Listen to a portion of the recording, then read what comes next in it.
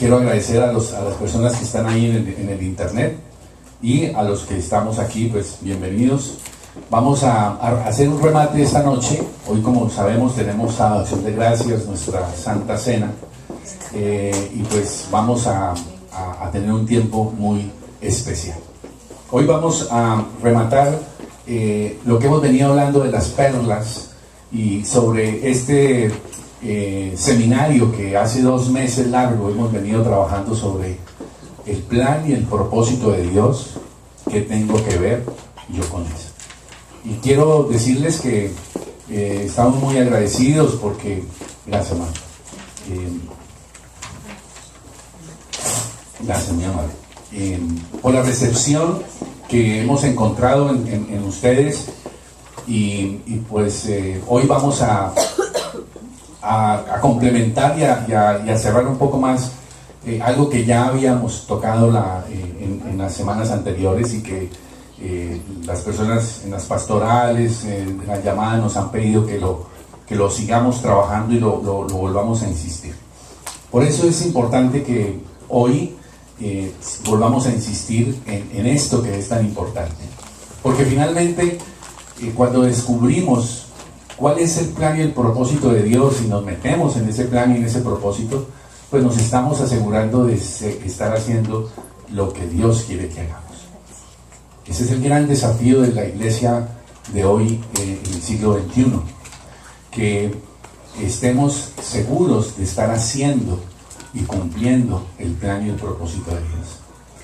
Y el hecho de que estemos haciendo cierto tipo de cosas en el mundo cristiano, no significa necesariamente que eso sea el plan y el propósito de Dios.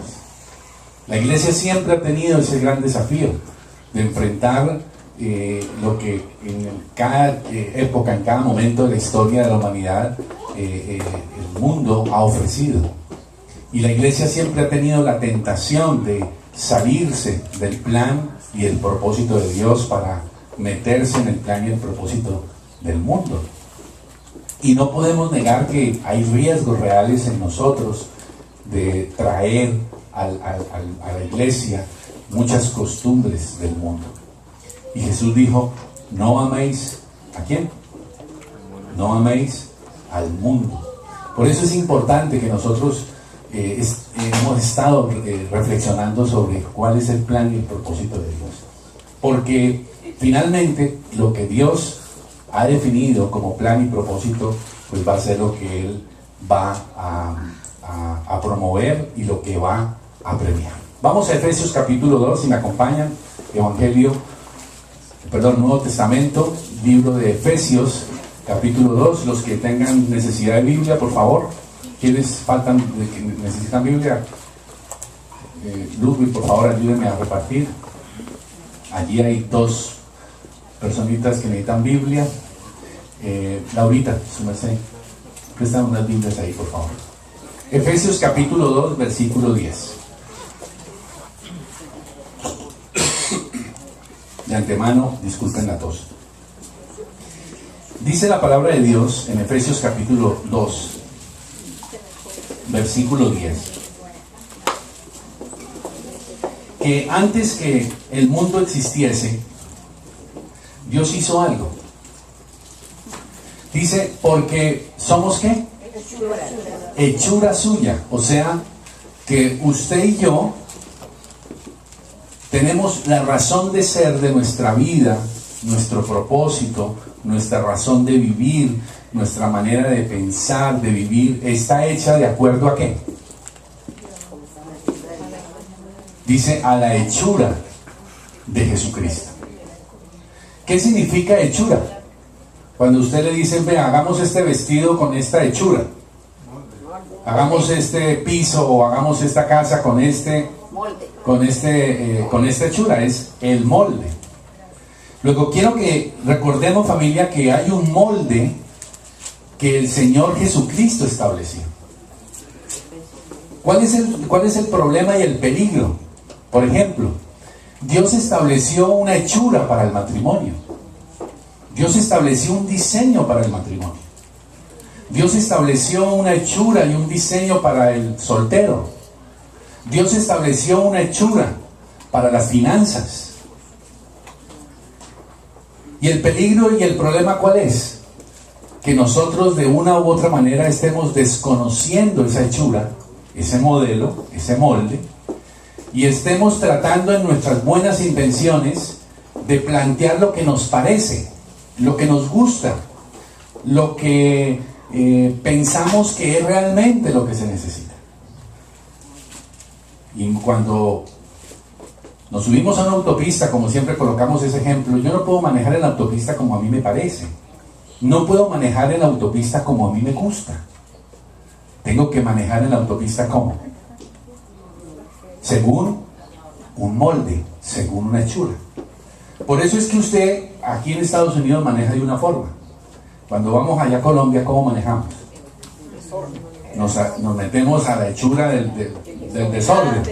Aunque seguramente usted y yo cuando llegamos allá empezamos a sentirnos nerviosos de ver cómo pasa un carro por un lado, un carro por el otro, que se para, que no sé qué. Pero tristemente terminamos muchas veces volviéndonos otra vez a esa hechura. Pero lo que quiero insistirles, familia, es que hay una hechura que no está definida por usted, no está definida por el ser humano. Esta es una hechura definida por Dios. ¿Cuál es el molde? ¿Somos qué? Hechura suya, o sea, somos hechos al molde de Jesucristo. Y entonces la responsabilidad que nosotros tenemos como hijos de Dios es vivir la vida de Jesús hoy en día en el siglo XXI, no con las costumbres del siglo XXI, sino con los principios de la vida de Jesús, que se puede y se debe aplicar en cualquier etapa de la vida. Hay gente que plantea que ciertas cosas de la Biblia hoy en día no se pueden hacer porque la Biblia está pasada de moda. Hay personas que piensan así. Hay personas, y usted y yo podemos estar aquí parados y sentados pensando así. No, es que mi matrimonio es distinto. No, es que mis negocios son distintos. No, es que la realidad de mi soltería es otra. No, es que lo del tema del dinero es otro. El caso mío es distinto. No es lo que la Biblia dice. Y no es así. Dios estableció una hechura. Y ese molde es para todo el ser humano. Es el molde perfecto. La palabra de Dios lo deja bien claro. Dice que usted y yo fuimos creados, ¿qué? Sígame ahí en Efesios 2:10. Que usted y yo fuimos creados en Cristo Jesús para un propósito, para un objetivo, para un plan. ¿Para qué? Dice, para buenas obras. Es decir, que antes, como dice finalmente allí, los cuales Dios preparó para usted y para mí, ¿cuándo? Desde antes de la fundación del mundo, para que anduviésemos en ellas, que Dios preparó de antemano. Cuando habla de ese preparó de antemano, pues está hablando de que Dios, cuando nos crea, preparó esas obras, unas obras determinadas. No son las obras que a usted y a mí nos parecerían o nos parecen que deben ser, sino las obras que Dios mismo ha determinado. Si el Señor las preparó de antemano, ¿por qué las preparó de antemano? El Señor no dijo, voy a preparar estas obras para la gente que va a vivir entre el año 1000 al 1500. Y estas son las obras que van a vivir entre el 1500 y 2000, o entre el 2000, no. Es el mismo modelo para toda etapa del ser humano. Y es demasiado arrogante de parte nuestra cuando nosotros queremos vivir a nuestro estilo, cuando queremos hacer nuestras propias obras, cuando queremos hacer lo que según nosotros nos parece. Y más arrogante aún cuando en el fondo del corazón nuestro cristianismo gira alrededor de esperar que Dios termine haciendo lo que nosotros queremos. Piense por un instante cuál es la realidad de su vida cristiana. Si de pronto usted no está constantemente pidiéndole a Dios que se haga lo que usted quiere, pidiéndole a Dios que Dios cambie su parecer, que cambie el molde para ajustarse a usted, en su manera de orar, en su manera de acercarse a Dios, en su manera de vivir. Y ese es el tema que nosotros estamos trabajando en estos meses que hemos venido trabajando esto. Vale la pena decir, no, hay una hechura. Cuando fuimos a Buenos Aires la primera vez, nos fuimos con Analo y las niñas a montar en tren. Argentina es un país que estuvo dominado en un tiempo por los ingleses, y los ingleses dejaron una herencia de trenes muy importante en Argentina. Hoy ya muy descuidado, pero igual es muy importante. Y nos fuimos a montar en tren para ir al centro de la ciudad. Y resulta que toda la visión de la forma de las vías y la dirección de los trenes era inglesa. O sea, ¿cómo es en Inglaterra? A la derecha se maneja. Es al contrario. Usted va a Londres y agarra un carro, o usted va a Australia, o a todos los países, va a la India, los países que fueron colonizados por Inglaterra, se maneja por la izquierda. Resulta que el tren es lo mismo. Por la derecha. Se maneja por la izquierda. El timón a la derecha, pero no estoy más a la hablando del izquierda. timón, estoy hablando del carril. Pero bueno, está bien. Si usted está hablando del timón, está bien, es por la derecha, pero es por el carril de la izquierda. Pero bueno, ustedes me entienden lo que estamos hablando. Ahora, cuando usted llega allá, ¿qué tiene que hacer obligatoriamente? Yo lo viví en Australia, tuve la oportunidad de ir a Sydney cuando estábamos con el proyecto de abrir el Ministerio del Senti en Australia. Y yo agarré el carro, y eso es terrible. Les cuento que yo a las 4 horas lo devolví. A las 4 horas. Porque es increíble el esquema que tiene uno metido en la cabeza. Y entonces yo iba por la izquierda y yo pensaba, decía, me van a salir los carros, y era con ganas de tirarme al lado derecho, imagínense. En las cruces, todo es al contrario, es increíble. Uno puede decir, no, eso es fácil. No es fácil. Y eso es lo que nos pasa en la vida cristiana. Entonces, cuando nos fuimos con Analo y las niñas, queríamos ir para el centro, y entonces nos paramos ahí a esperar, como cuando usted va a Bogotá a agarrar el bus en la Caracas. Y entonces nos pasamos allá esperando. Cuando efectivamente llegó el tren. Y arrancamos, dizque para el centro. Ahorita que nos llevó fue para el otro extremo de la ciudad. ¿Por qué? Porque las vías allá, el tren va por la izquierda. ¿Ok? Va en esta dirección y este va por esta dirección. Nosotros pensamos que era al contrario, entonces teníamos que pasarnos al otro lado. Tuvimos que aprender, no fue fácil. Más de una vez yo me pasaba para el otro lado. Al regreso igual, tenía uno que dar la vuelta para pasar, y en el subte era lo mismo. Bueno, aquí lo que se trata es que nosotros entendamos que Dios nos está llamando a que no podemos escoger el sistema. Dios ha establecido su reino, tiene un plan, tiene un propósito, y el Señor no lo va a cambiar. ¿Qué es mejor? Es mejor atreverse a conocer cuál es el plan y ese propósito y meterse en él. Dios preparó de antemano, ¿qué? Obras. Y lo que nosotros tenemos que tener bien claro es cuáles son esas obras que Dios ha preparado de antemano. Porque si nosotros cumplimos con esas obras, ¿qué estamos garantizando?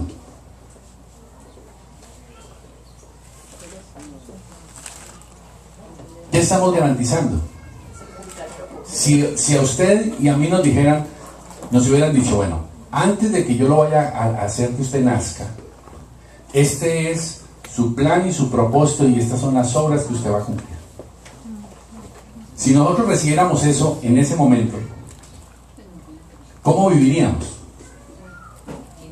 Pensaríamos naciendo tan como cuando nace el hijo de un príncipe, de un rey. Entonces a ese príncipe, ¿qué le dicen desde pequeñito? Usted va a ser, en algún momento, usted va a ser el rey. Entonces el plan y el propósito de su vida es ser rey. Y para que usted sea rey, entonces usted tiene que prepararse de esta forma, usted tiene que hablar de esta forma, usted tiene que saludar de esta forma, el protocolo tiene que ser así, bueno, todo ese tipo de cosas que en la realeza se definen y se deciden. Aquí la diferencia es que Dios no está jugando a la realeza. Dios está viviendo una experiencia de amor con usted, que quiere que usted y yo nos metamos en esa misma experiencia. Y Dios ha decidido que el plan que Él tiene sea llevado a cabo por usted y por mí. Es así de sencillo. ¿Qué está arriesgando Dios? Todo lo está arriesgando. Porque como hemos dicho, usted y yo podemos tomar la decisión de decir, no, no lo quiero hacer. ¿Y Dios qué va a hacer? Va a respetarlo, porque nos ama. Dice la palabra de Dios que el Señor estaba formando la vasija de barro. Y de pronto, ¿qué pasó con esa vasija? Dice la Biblia que la vasija se echó a perder. Y no se echó a perder por culpa de él, sino porque la vasija en un momento dado dijo, yo puedo vivir sin necesidad del que me da la forma, el que me da el diseño. Y entonces Dios, ¿qué tuvo que hacer otra vez? Volver a empezar. Ese volver a empezar es con Jesucristo. Por eso, familia, usted puede tener muchos objetivos, yo puedo tener muchos objetivos, anhelos, sueños, muchas cosas en nuestra vida, y es legítimo que usted y yo las tengamos. Pero usted y yo debemos tomar la decisión de entender que hay un plan y un propósito que Dios quiere cumplir con usted y conmigo desde antes que el mundo fuese. Y usted y yo debemos considerar seriamente hacer parte de ese plan, cumplir esas buenas obras. Bien, ahora entonces vayamos a 2 de Corintios capítulo 5. Y ahí donde estamos, hacia atrás, 2 de Corintios capítulo 5. Y vamos a recordar una realidad que va a suceder dentro del plan y propósito de Dios, del cual usted no puede ignorar.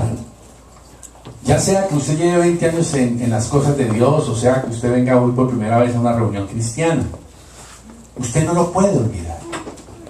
Dice en 2 de Corintios 5, versículo 10, dice, porque es que necesario, subraye esa palabra por favor, es necesario.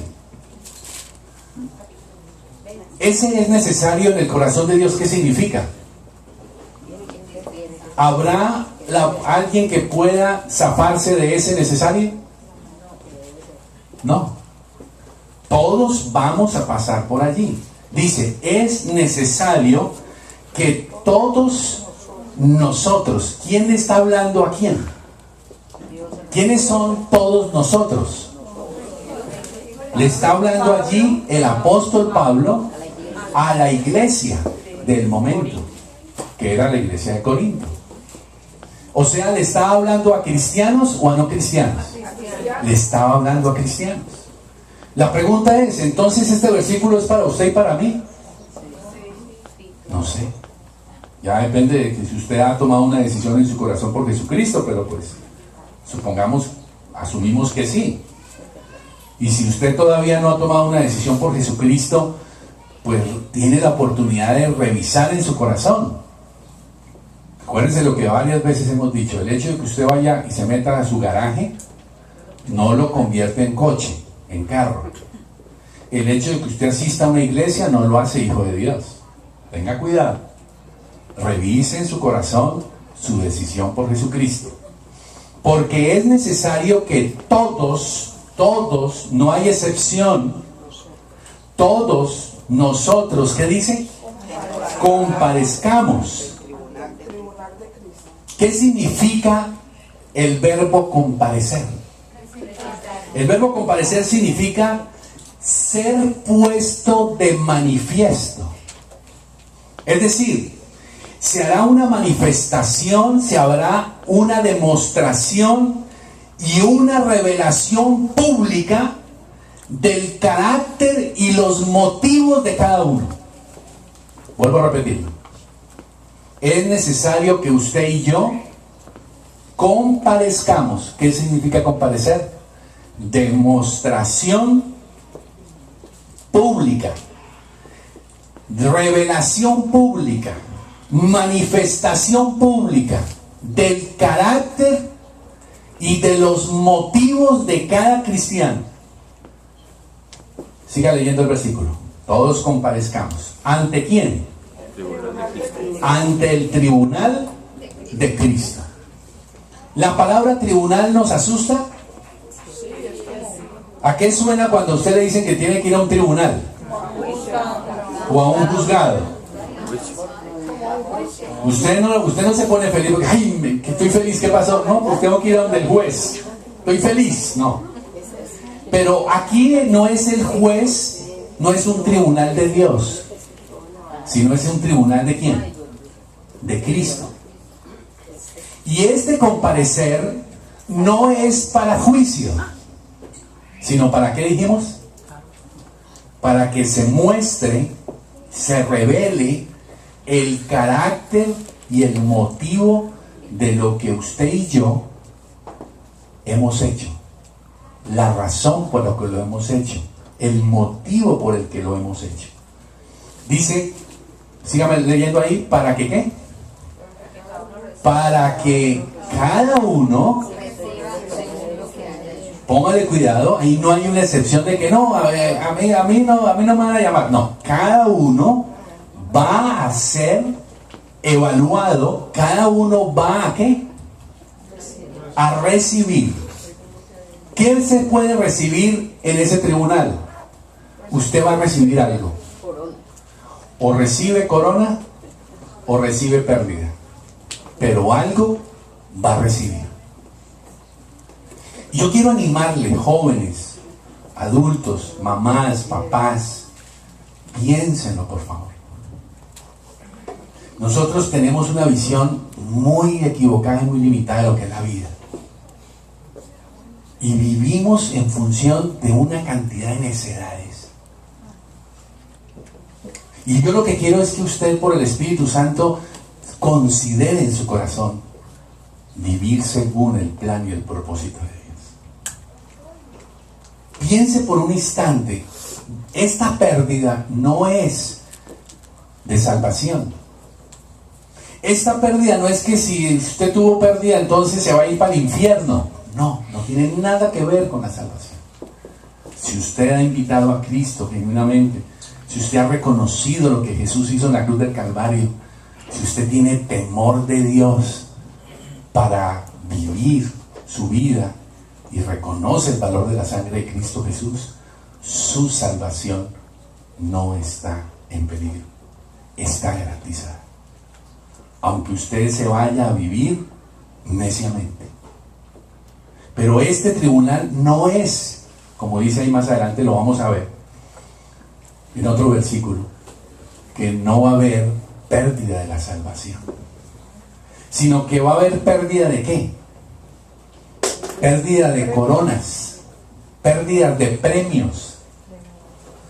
El Señor tiene para usted y para mí unas coronas y galardones por la medida en que usted y yo hemos vivido para Él. Y eso es una responsabilidad. Por ejemplo, si a mí usted me pregunta, Manuel, ¿cuál fue el propósito y el plan de vida que tuvo su tatarabuelo? Es más, ya ni sé quién es mi tatarabuelo. Si me preguntan cuál fue el plan y el propósito de vida que tuvo su abuelo, ya tengo un poco más de claridad cuál fue la visión que tuvo el papá de papá y cuál fue la visión que tuvo el papá de mamá. Dentro de 100 años, ¿quién se va a acordar cuál fue el plan y el propósito de Manuel?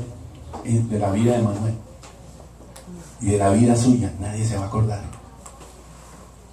Posible que sus nietos no se acuerden mucho de usted como abuelo. Es posible. Pero eso no importa.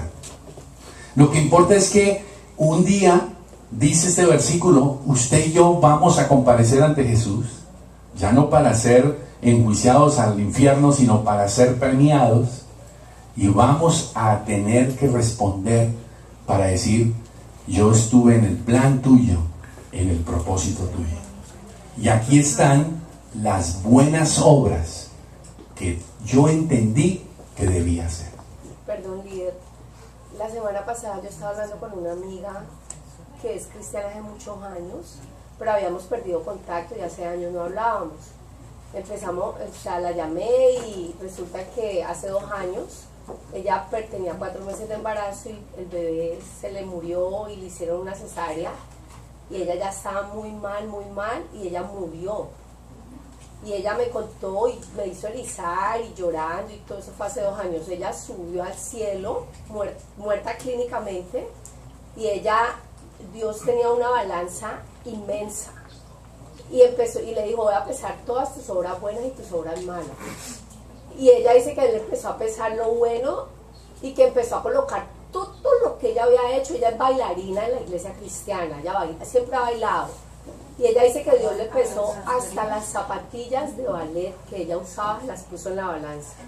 Pero empezó a pesarle lo malo y ella estaba pasando por un momento difícil porque el esposo la estaba engañando y ella estaba llena de odio. Y le decía que lo echaba y ella dice que la balanza era exactamente igual, en lo bueno y en lo malo. Ok, una experiencia personal, particular, de la que pues simplemente hay que tomar y entender que va a haber experiencia. Esta experiencia no necesariamente está hablando de esto, porque esto que estamos hablando acá todavía no ha sucedido, va a suceder en su momento. Pero es la experiencia que ella tuvo y lo que sí es claro es que usted y yo al final usted y yo debemos revisar para qué vivo, para quién vivo, por qué vivo, cuáles son mis objetivos, cuáles son mis prioridades, qué tiene que ver Dios en eso. Gloria a Dios que usted y yo podamos ser profesionales, que podamos realizar muchas cosas, pero si el centro no es el Señor, piénselo, no vale la pena. Gracias, doña Ruby, por compartir ese pedacito. Bien, sigamos ahí entonces para terminar ese versículo. Dice, para que cada uno reciba, ¿qué? ¿Me están siguiendo en la Biblia? Según lo que haya hecho. Según lo que haya hecho, ¿qué? Mientras estaba en el cuerpo de Cristo, sea bueno o sea malo, pero sea bueno o sea malo, ¿según quién? Según Dios. Entonces usted podrá decir, Señor, yo viví para cuidar a mis nietos y yo viví para cuidar a mi papá, y mi vida giró solo en mis nietos y en cuidar a mi papá. Dios, ¿qué va a hacer con esa buena obra? ¿La premiará o no la premiará? Yo pienso que pesando, ¿Ah? va haciendo, pesando. No premia, no premia. ¿Por qué no premia? ¿Por qué no premia?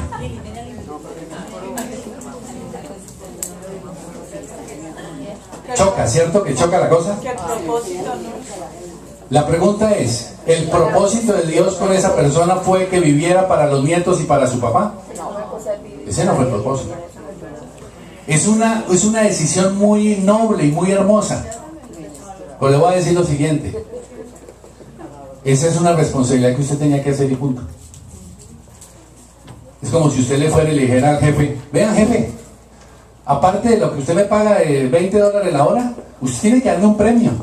¿Por qué? Porque yo llego temprano. Y yo trabajo los fines de semana.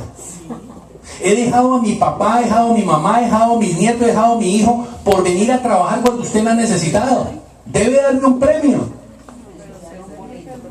¿Y el jefe qué le diría? ¿Qué le va a decir el jefe? No, ¿qué le va a decir el jefe? Es la obligación. Esa es su obligación, y las veces que usted ha pagado, ahí usted recibe la paga de lo que es, punto. Entonces mañana un marido tendría que decir a la esposa, mija, necesito premio. ¿Por qué? Llevo 6 meses sin adulterar. Claro, tiene que premiarme. ¿Estamos, familia? Ahora, escuchen.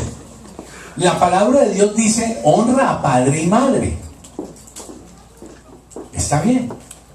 Pero lo que Dios premia, las obras que Dios premia, son aquellas cosas que voluntariamente usted elige hacer por amor a Él. Tiene que estar relacionado con establecer el reino de Dios aquí en la tierra. Porque ¿cuál es el máximo plan y propósito que Dios tiene? Establecer el plan y propósito de Dios. Entonces, ¿cuál es la respuesta? Haga parte del plan de Dios, cuide al abuelito y cuide a los nietos. Pero no ponga a competir lo uno con lo otro. No deje de hacer una cosa por hacer la otra. ¿Me están entendiendo? Pero es que a mí el tiempo no me alcanzaba. Sí me alcanzaba. Usted y yo tenemos 24 horas. Y ahí es donde está el tema. ¿Cómo es que yo entiendo que estoy glorificando a Dios en mi matrimonio? ¿Qué significa glorificar a Dios en mi matrimonio? ¿Es simplemente levantar hijos? Levantar hijos es parte de, pero no es lo único.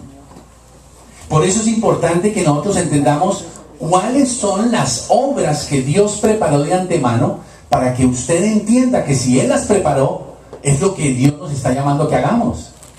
Y entonces nos lancemos a hacerlas. Por eso, familia, muchos cristianos viven vidas de segunda. Porque no se puede vivir una vida de primera cuando el Señor no es el centro de la vida. Cuando yo tengo al Señor, como alguna vez decíamos, por ejemplo, yo estoy casado con Analu, y yo puedo estar viviendo bajo el mismo techo con Analu, pero puedo tener a Ana Lucía viviendo en el cuarto de los huéspedes, por decirlo. Pregunto, ¿sigue siendo mi esposa? ¿Sigo siendo su esposo? Pero ¿y cómo la estoy tratando? Las actitudes demuestran. La tengo allá en el cuarto de hospedaje. Y entonces la pregunta es, y yo podría decir, es mi esposa, y le puedo dar plata, y le puedo dar carro, y le puedo dar todo lo que quiera. La pregunta es, ¿estoy cumpliendo con el plan y propósito? No. Y hasta podrá haber mujeres necias que puedan decir, me trata así, soy feliz. Porque las hay. Sí, las hay. Como hay varones que también son necios y son felices según eso. Bien, vamos a 1 Corintios capítulo 3. 1 Corintios capítulo 3. Por eso, familia, estamos orando para que este tema genere en su corazón una reacción. 1 Corintios capítulo 3. Qué bueno que usted sea profesional, que tenga su carrera, que sea administrador, que sea médico, que sea ingeniero de sistemas, que sea abogado. Gloria a Dios por eso. Pero usted tiene que tomar una decisión en su vida. Señor, mi carrera tiene que estar ajustada al propósito y plan de Dios. O no importa que usted no sea profesional. Que yo soy embolador de zapatos, pues usted puede ser el mejor embolador de zapatos cumpliendo la gloria de Dios. Por ejemplo, ¿qué haría un buen embolador por cada cliente que tiene al frente durante 10 minutos mientras le echa la emboladita? Piénsenlo. Yo conocí a un embolador ahí en Bogotá, que es el embolador de todos los congresistas. ¿Ustedes saben cómo se viste ese hombre? Tipo pone corbata. Tiene tarjeta personal. Y los atiende. Él ha entendido que él está llamado a ser el embolador de excelencia. ¿Y sabe lo que hace este tipo? El tipo, mientras los está embolando, les habla a los congresistas de sus proyectos. Luego, él se toma el trabajo de qué. Ahora, ¿usted sabe cuánto le dejan de propina? ¿Usted sabe cuánto les pagan los tipos esos? Pero él no lo hace solo por eso. Y si ustedes hablan con ese hombre, él se siente muy feliz. No es un embolador cualquiera. Piénselo. El que sea embolador no es nada que no sea significativo. El trabajo no es deshonra. Pero usted y yo debemos entender lo que el Señor quiere. Y si usted no está metido en el plan y el propósito de Dios, pare para pensar un instante. Para que usted y yo no sigamos perdiendo nuestra vida, malgastando nuestra vida. Porque dice por allá un versículo que dice, porque la vida del hombre no consiste ¿en qué? Comer y La vida del hombre no consiste en. Es lo que significa es que la vida de la gente está consistiendo solamente en ¿qué? Dice, en los bienes que consiguen. La Biblia lo dice. Y si usted mira alrededor suyo y mira su propia vida, su vida consiste en ¿qué? Para que se dé cuenta que de pronto usted está ya metido en esa vorágine del sistema. Y ahí es donde el Espíritu Santo tiene la oportunidad para que usted diga, Señor, estoy viviendo en el mundo, pero no voy a vivir como el mundo quiere. Voy a vivir distinto, diferente. Jesús dijo, no son ustedes del mundo, pero están en el mundo, pero no vivan como el mundo. Y ese es el desafío que nosotros tenemos que hacer. ¿Cuál es la iglesia de hoy que está dispuesta para seguir haciendo el plan y propósito de Dios y no el plan y propósito de lo que el mundo quiere que la iglesia sea? Miren, la crisis de la iglesia en el mundo es terrible, créanmelo. El lenguaje que se le está hablando a los cristianos, a la gente para tenerlas en las iglesias, es un lenguaje de consentimiento, es un lenguaje de mensaje de la Biblia light. Quiero decirles, este mensaje es el mensaje más frontal y poco popular. Si usted analiza cómo era que hablaba Jesús, si Jesús nos ministrara directamente hoy en día, si Jesús nos predicara directamente hoy en día, ¿por qué los fariseos y los escribas trinaban? Y dice la Biblia que procuraban matarlo. Hoy en día el evangelio se ha vuelto light. Y el evangelio se ha vuelto tan light que hasta se usa el calmar la conciencia haciendo trabajo social, como lo hacen las esposas de los narcotraficantes en Colombia. Son las que más trabajo social hacen en Colombia. ¿Pero por qué lo hacen? ¿Para qué lo hacen? Es posible que alguna sea cristiana. Es posible que alguna sea cristiana. Pero la mayoría, ¿por qué lo hacen? No está mal hacer el trabajo social. No está mal hacer el trabajo discipular. La razón es, ¿por qué lo hacemos? ¿Para qué lo hacemos? Y eso es lo que Dios nos está llevando a reflexionar. 1 Corintios capítulo 3, versículo 10 dice: conforme a la gracia que Dios me ha sido dada, yo como perito arquitecto puse el fundamento y otro edifica encima. O sea, ¿cuál es el fundamento? El fundamento es Jesús. En el plan y el propósito de Dios, el fundamento ha sido puesto. Pero después de que se coloca el fundamento, o sea, los cimientos, ¿qué hay que levantar sobre los cimientos? ¿Qué hay que levantar? Hay que levantar el edificio. Y entonces dice, cada uno mire cómo sobreedifica. Cada uno mire cómo sobreedifica. El problema hoy en día no es el fundamento. Ese no es el problema, porque el fundamento es Jesucristo. El único problema es que su fundamento no sea Jesús. Pero estoy hablándole aquí a hijos de Dios que han aceptado que el fundamento ha sido la muerte de Cristo en la cruz del Calvario. El problema no es el fundamento. El problema, según este versículo, es cómo cada uno sobreedifica en el cimiento que es Jesucristo. Vuelvo a leer el versículo. Final del versículo. Cada uno debe mirar, analizar, observar, revisar cómo sobreedifica.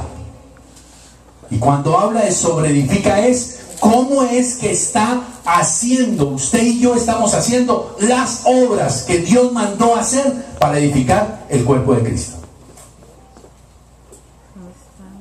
Usted tiene la libertad de edificar un imperio económico, lo puede hacer. Y en el mundo hay, ¿saben de ese millonario que ahora está regalando dinero por Twitter? ¿Ya escucharon? Está regalando dinero. Y entonces pone señales. Y entonces, como el jueguito ese del... ¿Cómo se llama el juego ese de las señales? De que le dan a uno... vaya a tal lugar, a pistas, con pistas y eso. Yo pregunto, cuando ese señor llegue a la presencia si es que él es cristiano, vamos a suponer que el tipo es cristiano, porque si no es cristiano, a este tribunal no va a llegar. Va a llegar al juicio final.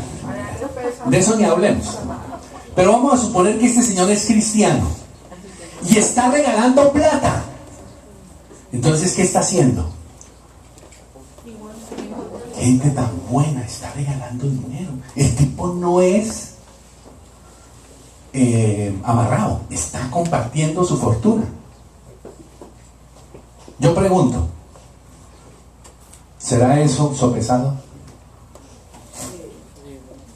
¿Será revisado por el Señor? ¿Tendrá algún valor eso? Y está ayudando a la gente. Porque cualquier 4,000 o 5,000 pesitos que le caiga a uno por ahí, está ayudando, ¿sí o no? Ahora, la pregunta es, ¿qué tiene que ver con eso, con las obras que el Señor ha establecido? Cada uno tiene que revisar cómo edifica, cómo sobreedifica. Dijimos hace unos días que esta es casa de Dios, que la iglesia es edificio de Dios. Y un edificio hay que ¿qué? Hay que levantarlo. ¿Cuál es el plan y el propósito de Dios? Que usted y yo hagamos parte de la edificación, levantar el cuerpo, el edificio de Dios. Dijimos otro sábado que somos labranza de Dios. Si la Biblia dice que somos labranza de Dios, ¿qué significa? Que Dios está queriendo sembrar algo en usted para que con su vida y mi vida haya un fruto particular. Pero no es el fruto que a usted y a mí nos gusta o nos parece. No es el edificio que a mí y a usted nos gusta o nos parece. Es el edificio que Dios ha determinado. Pero aquí este versículo deja claramente que usted tiene que decidir, tiene que ver cómo es que está sobreedificando. Y cuando lleguemos a la presencia de Jesús, al tribunal de Cristo, cada uno tendrá que mostrar cómo fue que estuvo sobreedificando. Hemos dicho esta semana que cuando usted dice una frase y después pone un pero, lo que usted está diciendo es que lo que acaba de decir es mentira. Le voy a dar un ejemplo. Mi amor, yo te amo, pero ¿qué significa eso? Que no la amo. Y hemos dicho que usted y yo estamos llenos de ¿qué? ¿Con quién? ¿Con quién? Con la obra de Dios. Estamos llenos de peros. Es que el pero, el marido, el tiempo, todo lo que estamos. Por favor, no es el senti. Es la obra de Dios, de las obras buenas que Dios declaró para usted y para mí antes que el mundo fuese. Vuelva a leer el versículo 10, por favor. Cada uno, al final del 10, cada uno mire, cada uno evalúe. Miren, usted puede decir, de Manuel usted puede decir muchas cosas. Y seguramente 10 cosas, usted tiene 8 para decir negativas mías. Está bien. Es el bien que les tocó por ahora. O puede que sea al contrario, que usted diga, no, pues la verdad, yo vivo a Manuel y al tipo, pues solo le veo una de 10, una malita, restos 9 son, es que un día tan chévere. También hay engañados. Eso no importa. Lo que importa es, cuando vayas y te presentes a la presencia de Dios, tú vas a decir, con líder espiritual o con líder carnal, yo edifiqué, Señor. Con marido carnal y marido espiritual, yo edifiqué. Con circunstancias en contra y circunstancias a favor, yo edifiqué para ti. Aquí está, Señor. Ahí está el secreto. Luché mi matrimonio, luché mis hijos. No viví conforme a este mundo, según Romanos 12:2. No me conformé a vivir a este mundo. Nunca pude tener discípulos, pero trabajé por tener discípulos y ayuné por tener discípulos. Pero lo intenté, Señor. ¿Entienden lo que le estoy diciendo? No importa la condición. Porque aquí dice el apóstol, cada uno revise cómo es que está sobreedificando. Hace 2 años, ¿qué hicimos con este salón? Lo edificamos o lo levantamos. ¿Cómo estaba este salón? ¿Qué era este salón, este local? ¿Qué era? ¿Ustedes se acuerdan cómo estaba este lugar? Y ahí hubo la oportunidad para que unos decidieran hacer parte de esa edificación. Y por esa edificación recibirán allá en el cielo por lo que hiciste al salón de mi obra.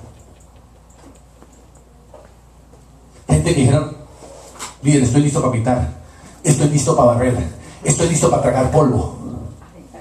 Hubo un discípulo que me dijo, líder, me le mido al cosa ese que hay, ¿cómo se llama? Insulación. No, arriba, la fibra de vidrio. Insulación. Yo le escuché a usted que usted se va a hacer eso. Yo lo acompaño y lo hizo. Como decimos en Colombia, no se pierde la corrida de un catre. La pregunta es, ¿todos tuvimos la oportunidad de ser parte de? Ahora ahí está el salón. Y usted puede decir dentro de 15 días, ¡ah! Ve, no dijeron nada, tan lindo que quedó. Vea qué hermosura, pero ¿y a qué horas hicieron?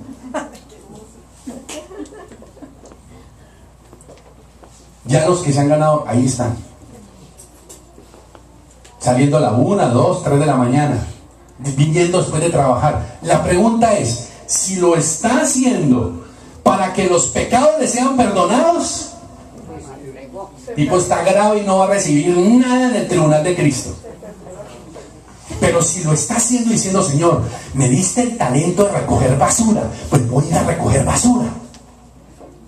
Y se traga la basura, y se compromete con la basura, y se pone el vestido feo, y viene, así sea después de trabajar. Y usted lo está haciendo porque usted está diciendo, Señor, ese local para los jóvenes, ese local para el trabajo social, ese local va a ser para tu gloria. Yo quiero hacer parte de eso.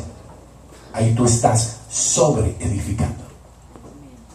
Ahora, si lo está haciendo para agradar a Manuel, papito, pérdida.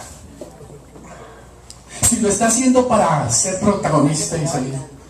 Yo fui uno de los que pinté. Yo fui el director de obra. Lo perdió. ¿Me entienden lo que les quiero decir? Y jóvenes, les voy a decir en el nombre de Jesús, no se pierdan la oportunidad de la bendición de invertir en el proyector y en el soporte. No se pierdan la oportunidad. Y ya saben, no es rifas, no es hacer garajes sell, no. Para el Señor no hay garaje sell. Para el Señor es amor. Saco la platica y la entrego. Amor. Porque es mi ofrenda personal para Él. ¿Ustedes no creen que es ofensa para el Señor? Si vamos a hacer otro trabajo que era ayudar a unos niños o que vamos a ver qué, y hacemos el garajel y hacemos la esta, vendemos la sopita, vendemos la comida, está bien.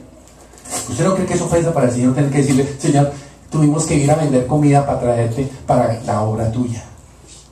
Piénsenlo. No es de Dios, no honra a Dios.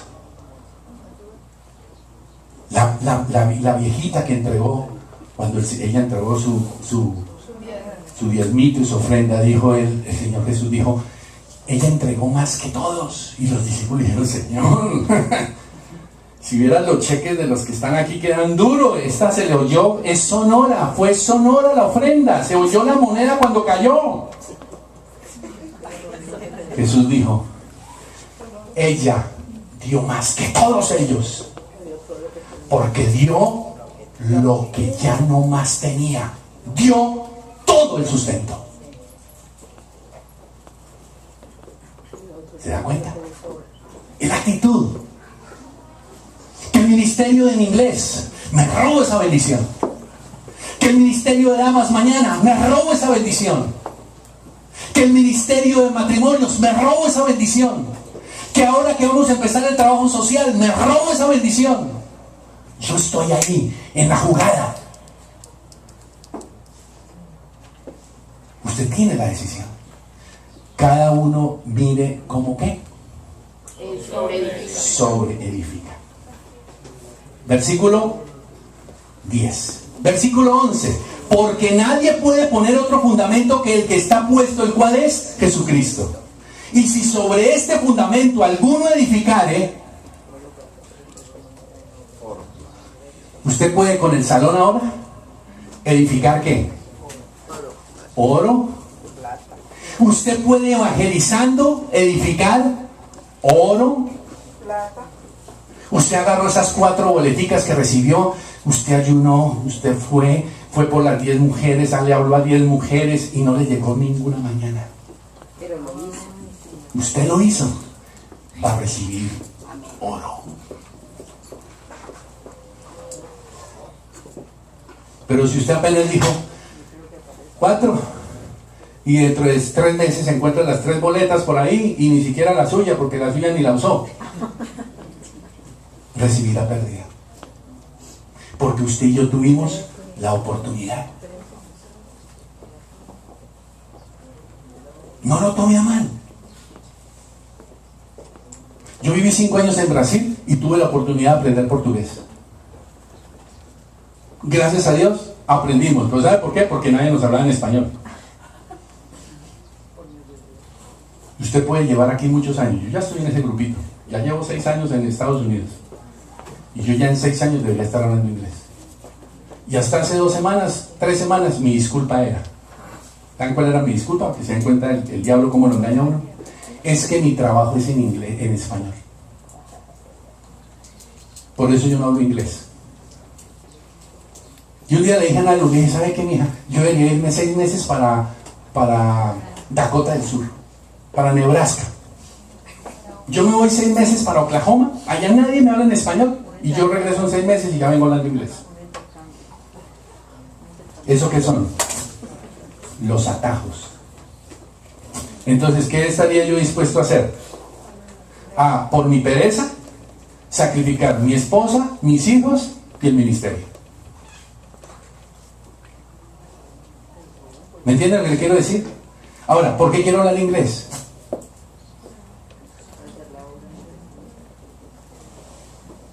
Si quiero hablar inglés y es para la gloria de Dios, porque quiero llevarle bendición a los anglosajones, entonces el Señor me va a decir, estudie, pague el precio. Por eso estoy matriculándome en la universidad. Y hasta que yo no empiece ahí, seguro que el Señor no va a levantar a alguien que ame este ministerio, que me va a decir, ¿sabe qué? El hombre es usted, arranque pues. Pero tengo que hacer algo. Dice el versículo: si sobre ese fundamento usted edificare oro, piedras preciosas, plata. O usted puede edificar ¿qué? Siga leyendo, siga leyendo. Madera, heno, hojarasca. Dice, la obra de cada uno, lo que usted segundo a segundo, día tras día, usted toma la decisión de hacer, será puesta, ¿qué dice? Hallará puesta en manifiesto. Versículo 13. Porque el día la declarará, pues por el fuego será revelada. Y la obra de cada uno sea, ¿qué? Cual sea, será el fuego de Dios que la va a probar. Y entonces ahí será el Señor el que diga: yo no voy a decirle a usted esto, aquello, lo otro, porque la Biblia dice que el que lo va a hacer es el Señor. Pero yo sí debo y tengo la responsabilidad de decirle a usted cuáles son las obras que Dios dice que preparó de antemano para que usted tome esa decisión, aunque no le guste. A mí la primera vez no me gustaron. Yo les conté a usted el testimonio de mis 33 años, 31 años que llevo de cristiano. Durante 15 años yo rechacé esto, porque yo decía: no me importan las coronas y los galardones. Tan arrogante y tan bruto, cuando es algo que el Señor había preparado para mí antes que el mundo fuese. Y si el Señor se va a tomar el trabajo de premiarlo a cada uno, es porque es importante o no es importante. Y yo decía: yo no hago esto por un premio. Y eran palabras que parecían que: ay, tan espiritual el líder. Ay, no, es que él hasta rechaza el regalo de Dios. Ay, qué hombre tan espiritual. Qué hombre tan bruto. Hasta que un día el Espíritu Santo me regañó y yo entendí: Señor, voy a hacer las obras, las 5 obras que tú declaraste para los hijos de Dios. ¿Por qué puedo decir que solo son 5 obras? Porque son las 5 cosas que el Señor va a premiar. Y todo lo que esté fuera de esas 5 cosas, Dios no lo va a premiar.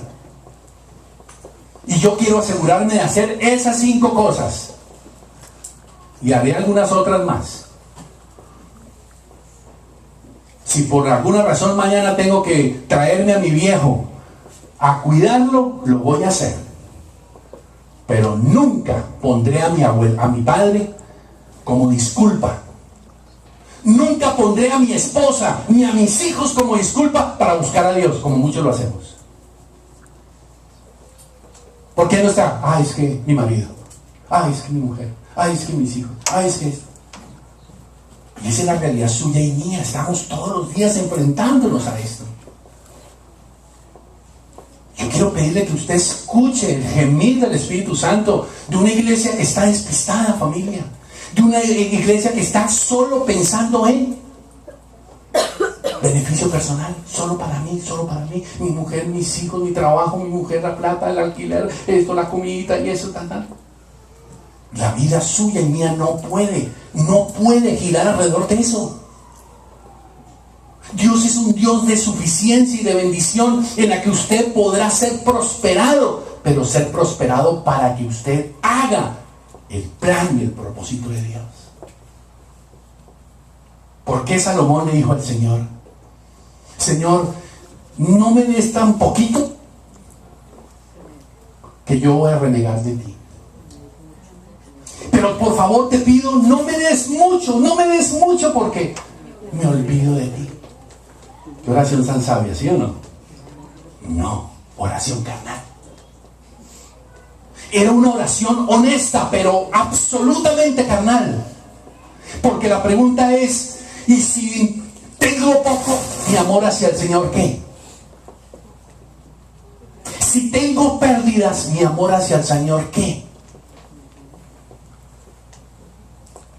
O si tengo todo, entonces ahí sí mi amor hacia el Señor.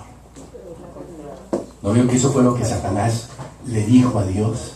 Cuando el Señor sacó pecho y le dijo, ¿no has considerado? Y el Señor sacaba pecho de papá orgulloso.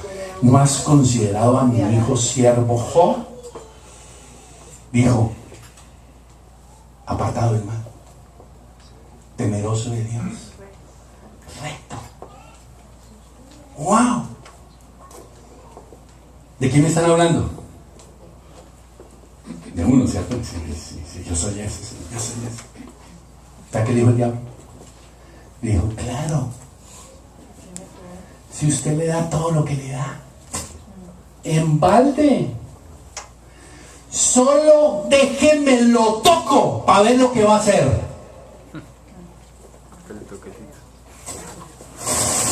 ¿Se da cuenta? ¿Y el Señor qué le dijo? No le dijo hágale. ¿Sabe qué dijo el Señor? A él no lo tocas, pero todo lo que tiene, toca. Y en la primera etapa, Job pasó el examen. En la segunda etapa, se le pudrió el corazón. Póngale cuidado, Salomón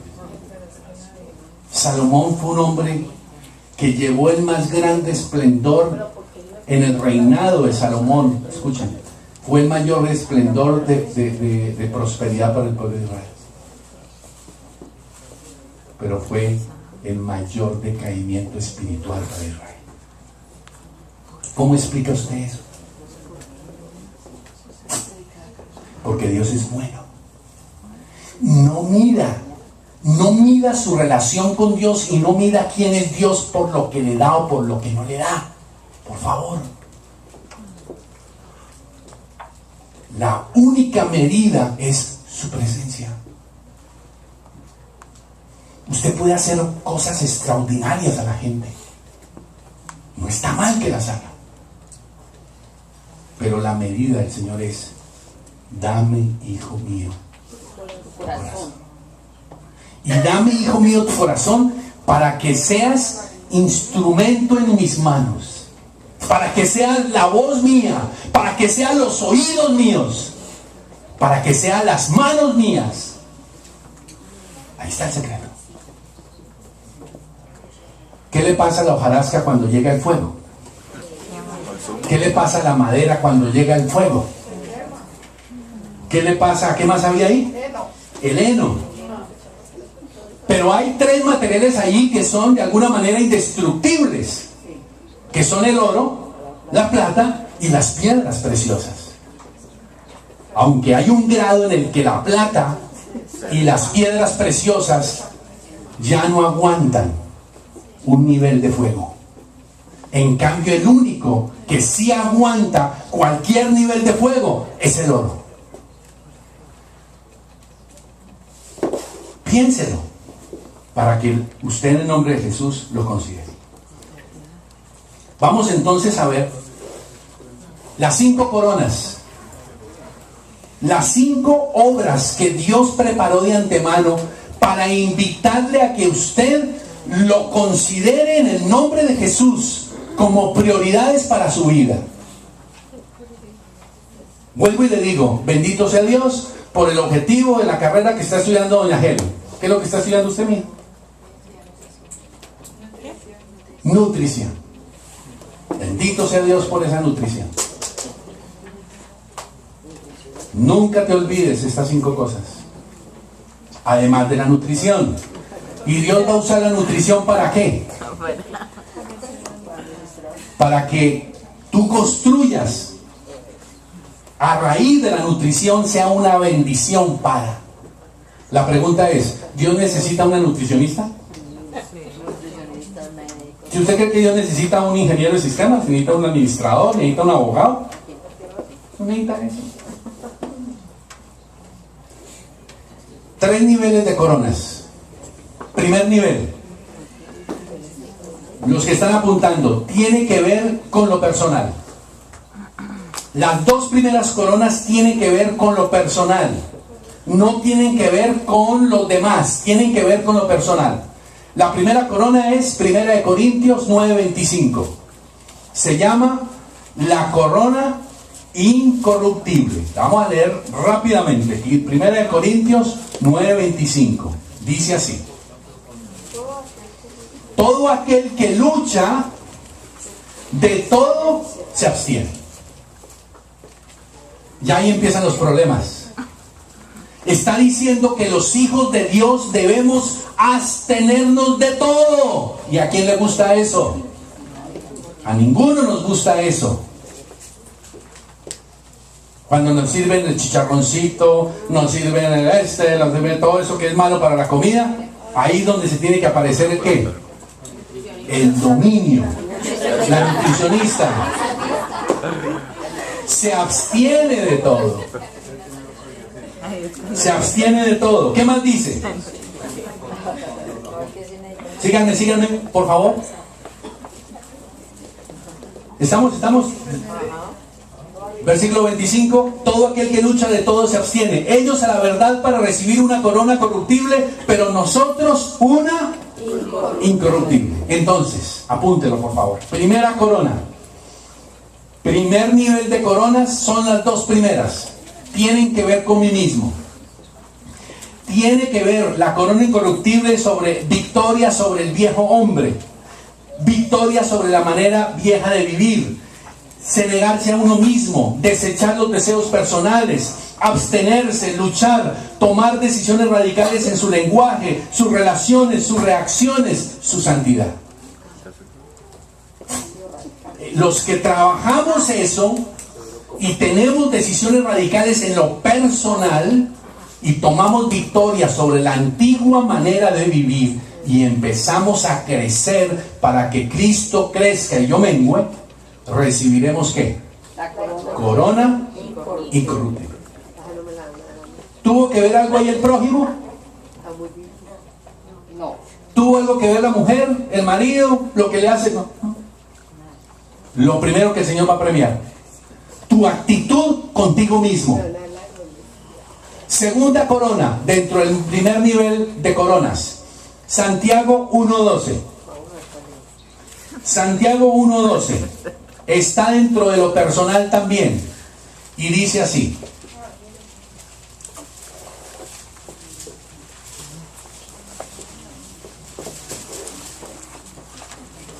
bienaventurado el varón que soporta la tentación, porque cuando haya resistido la prueba, recibirá la corona de ¿qué? La corona de vida. ¿Qué es la corona de vida? Es la que se recibe porque aquel que por causa de la obra de Dios. Ojo, aquí hay que hacerlo bien importante esta aclaración. Usted dice, no, es que yo estoy sufriendo rechazo, estoy sufriendo persecución, estoy sufriendo ataque en mi vida. Pero una cosa es eso por el pecado y otra cosa por el Señor Jesucristo. Esta corona de vida usted y yo vamos a recibir por ser capaces de, por causa de la obra de Dios, resistir persecución, ataque, prueba, enfrentar problemas, aflicción, amenaza por ser cristiano. Yo, por ejemplo, he soportado 31 años de persecución sistemática de mi propia familia, de la de mi mujer y la mía. Todavía me llaman a decirme que por qué a esta altura del partido soy un hombre irresponsable de no tener casa propia. Y que si me llego a morir, voy a dejar a Ana Lucía tirada en la calle con mis hijos.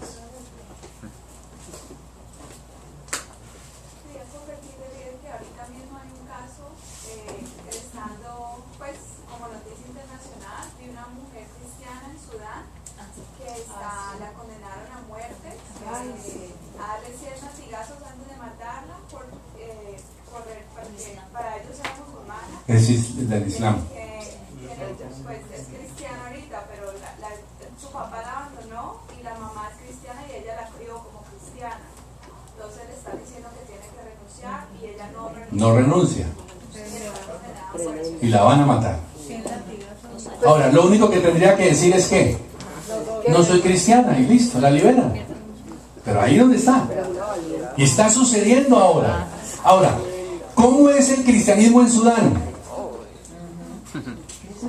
No es permitido. Entonces, ser cristiano allá, ¿cómo es? Pecado. Ahora, ser cristiano aquí en Estados Unidos, ¿cómo es? Es fácil. Ahí es donde tenemos ahora, pues ya con lo que acaba de decir la niña, con lo que yo venía diciendo, pues lo mío es lo de niños chiquitos. Que me llame mi familia a fregarme la vida, eso es lo de menos. Pero pega.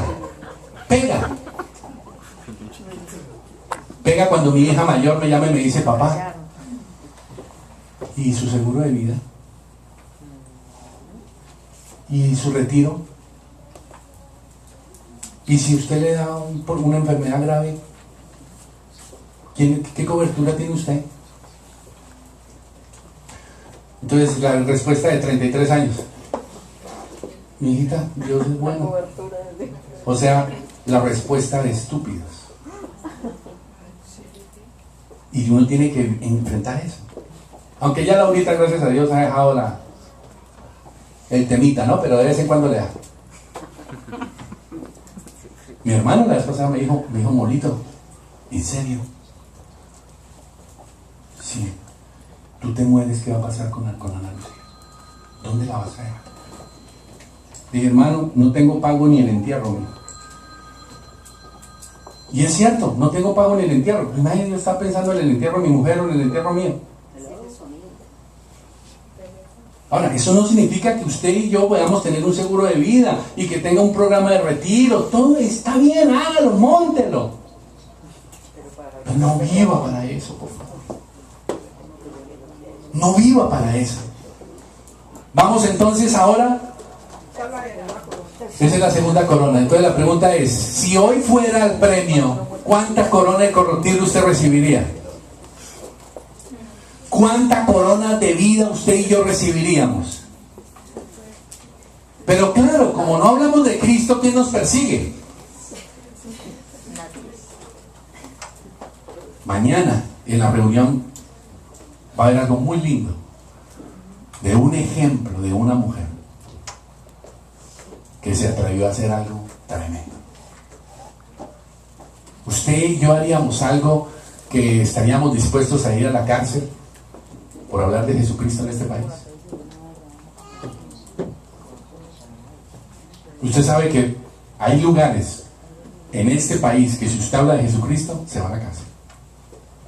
¿Sabían eso, no? De cualquier religión. De cualquier religión. No solo cristiana. ¿En serio? Entonces, ojo con eso. Segundo nivel de coronas. Segundo nivel de coronas. Solo es uno. Tiene que ver con el segundo nivel. El primer nivel son la corona de incorruptible y la corona de vida. El segundo nivel es la corona de justicia. Segunda de Timoteo capítulo 4. Dios, se me fue el tiempo. Segunda de Timoteo capítulo 4 versículo 8. Por lo demás me está guardada la corona de justicia, la cual me dará el Señor juez justo en aquel día, no solo a mí sino también a los que aman su venida. La tercera corona, que es la corona de justicia, es la corona que usted y yo recibiremos por todo lo que hagamos por el establecimiento del reino de Dios. Quienes promueven la segunda venida de Jesús, quienes trabajamos en las cosas de Dios, los que se involucran en la gran comisión, los que dan dinero, diezman, los que están metidos en las reuniones, en los adiestramientos, asisten a vigilias, a congresos, ayudan en el ministerio de alabanza, musical, las damas, los niños, los matrimonios, los jóvenes, los profesionales en inglés, los que hacen la contabilidad, los tesoreros, los que arreglan las sillas, los que hacen el aseo del salón, los que hacen el cambio del filtro del aire de la casa de Dios, los que están metidos en el establecimiento del reino de Dios. recibirán corona de ¿qué? Justicia. Los que aman su venida. Los que aman este lugar por lo que representa. Y como lo aman, lo cuidan. Invierten su vida en él. Este lugar no es mío. Este lugar es de Dios y de ustedes. Cuarta corona, tercer nivel de corona, primera de Tesalonicenses 2:19. Esta corona es primera de Tesalonicenses capítulo 2 versículo 19. Esta corona está relacionada con el invertir. El tercer nivel de coronas es todo lo que se invierte en la eternidad. Invertir en la eternidad. Corona de gloria, perdón, corona de gozo. Primera de Tesalonicenses 2:19. Porque ¿cuál es nuestra esperanza o gozo? ¿O corona de que me gloríe? ¿No sois vosotros delante de nuestro Señor Jesucristo en su venida? O sea, son los que evangelizan. Usted y yo recibiremos corona por la evangelización, por estar continuamente compartiendo a otros. Es para los ganadores de almas, para los que están claros en su corazón que gane el reino, que gane el reino, que gane el reino de Dios. Y la última corona dentro del tercer nivel es la corona de gloria. Primera de Pedro, capítulo 5, versículo 2 al 4. ¿Cuál era la corona que entiende? La corona de gozo, primera de Tesalonicenses 2:19. No, pero la de Ana. La corona de justicia es el segundo nivel. Primer nivel, la corona incorruptible y la corona de vida. Segundo nivel, la corona de justicia. Tercer nivel, la corona de gozo. Y dentro de esa, la corona de gloria. Primera de Pedro 5, 2, 4 dice así: ruego a los ancianos que están entre vosotros, yo anciano también, con ellos y testigo de los padecimientos en Cristo, que soy también participante de la gloria que será revelada. Dice: apacentad la grey de Dios, que está entre vosotros, cuidando de ella, no por fuerza, sino voluntariamente, no por ganancia deshonesta, sino con ánimo pronto, no como teniendo señorío sobre los que están en vuestro cuidado, sino siendo ejemplos de la grey. ¿Qué es lo que va a premiar aquí el Señor? Discípulos, función pastoral. Dar alimento espiritual, dar alimento emocional, dar alimento físico. Repito, cuando usted hace una pastoral a una persona, usted le está dando alimento espiritual. ¿Qué más está haciendo emocionalmente? Usted le está dando soporte emocional. Y además, con la teoterapia social vamos a ir a darle comidita, o vamos a darle algo físico. Vamos a responderle con sus necesidades físicas también, que es lo que vamos a implementar a partir de este mes. Entonces, cuidar, apacentar, significa dar alimento a la oveja. Cuidar significa que es un compromiso sin horario, sin agenda, para suplir las necesidades espirituales, emocionales y de teoterapia social. Son los que enseñan, los que cuidan, haciendo discipular.